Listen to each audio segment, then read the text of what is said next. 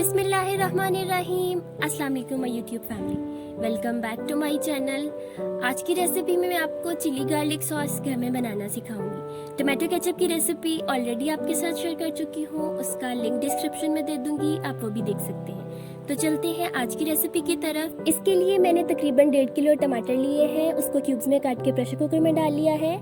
इसमें मैंने 2 normal size प्याज, 10 से 11 लहसुन के जवे, 1 इंच अदरक का टुकड़ा और कुछ पीसेस दालचीनी के डाल के 15 मिनट के लिए प्रेशर का ढक्कन बंद करके आपने इसको अच्छे से पका लेना है। इसमें आपने फ्लेम मीडियम टू लो रखना है, हाई फ्लेम पे इसको नहीं पकाना। और आप देख सकते हैं मैंने इसमें कोई भी एक्स्ट्रा पानी ऐड नहीं किया, क्योंकि टमाटर का अपना भी पानी होता है, तो आपको और पानी ऐड करने की ज़रूरत नहीं है। ये मैंने 15 मिनट के बाद इसका ढक्कन खोला था तो ये इस फॉर्म में आ गए थे। अब आपने इसको कुछ देर बगैर ढक्कन के भी पकाना है, तकरीबन 5 से 6 मिनट के लिए, ताकि ये और सॉफ्ट हो जाए। तो ये देख सकते हैं इसको मैंने बगैर ढक्कन के जब पकाया 5 से 6 मिनट तो ये काफ़ी सॉफ्ट हो गए हैं और ये पानी टमाटरों का अपना ही है। अब हमने इसको एक ब्लेंडर में डाल लेना है और इसको आपने अच्छे से ब्लेंड कर लेना है ताकि ये एक स्मूथ सी फॉर्म में आ जाए। तो ये देख सकते हैं ब्लेंडर में इसको हमने ब्लेंड कर लिया। अब इसको हम स्ट्रेनर से छान लेंगे अच्छे से, ताकि छिलके और जो बीज अंदर रह गए हैं टमाटर के वो सेपरेट हो जाएं प्यूरी से। यहाँ तक टमाटो केचप और चिली गार्लिक सॉस बनाने का प्रोसीजर सेम है। यहाँ से आगे दोनों की रास्ते और मंजिलें जुदा जुदा हो जाती हैं, एक अपने रास्ते और दूसरा अपने रास्ते।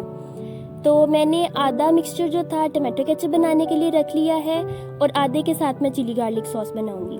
तो ये देख सकते हैं ये छिलके और बीज अलग हो गए हैं, ये हमारे किसी काम के नहीं है, तो इसको हमने अलग कर देना है। और जो नीचे बाकी प्यूरी बची है उसको हम ब्लेंडर में डाल के इसमें फर्दर तकरीबन 5 से 6 लहसुन के जवे, half tablespoon chilli flakes और 1 हरी मिर्च डाल के अच्छे से ब्लेंड कर लेंगे।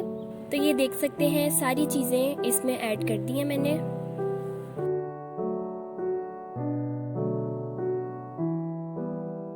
और अब हम ब्लेंडर चला देंगे ताकि ये सारी चीज़ें अच्छे से ब्लेंड हो जाएं।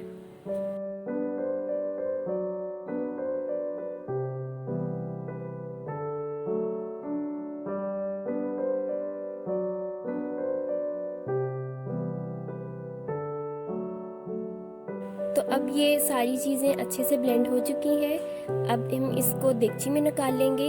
इसी देगची में मैंने पहले टमाटो केचप बनाया है और इसी में अब मैं ये चिली गार्लिक सॉस बना रही हूँ। अब इस टमाटो प्यूरी में हमने शुगर ऐड कर देनी है। मैंने 1.5 टेबल स्पून शुगर ऐड की है, half table spoon salt add किया है, half tea spoon black pepper powder और आखिर में हम इसमें 2 चम्मच सिरका या विनेगर भी ऐड करेंगे। सिरका या विनेगर इसलिए ऐड करते हैं ताकि हमारी चीज़ें ज़्यादा अरसे तक स्टोर रह सकें, आप इसको प्रिजर्व कर सकें और ये ख़राब ना हो।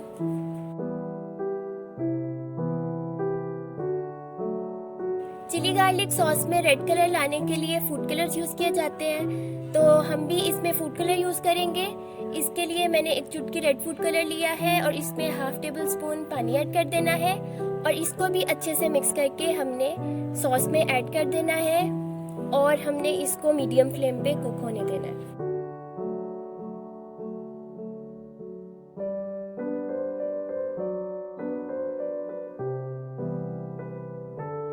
तो व्यूअर्स अब हमारा चिली गार्लिक सॉस कुक तो हो रहा है मीडियम फ्लेम पे, पर ये कैसे पता चलेगा कि आपने किस पॉइंट तक इसको कुक करना है? तो इसके लिए हम करते ये है कि इस सॉस के कुछ ड्रॉप्स हम प्लेट में ले लेते हैं। तो ये देख सकते हैं मैंने प्लेट में तकरीबन 2 से 3 ड्रॉप्स इस सॉस के लिए हैं और अब इस प्लेट को हमने हल्का सा टिल्ट करना है।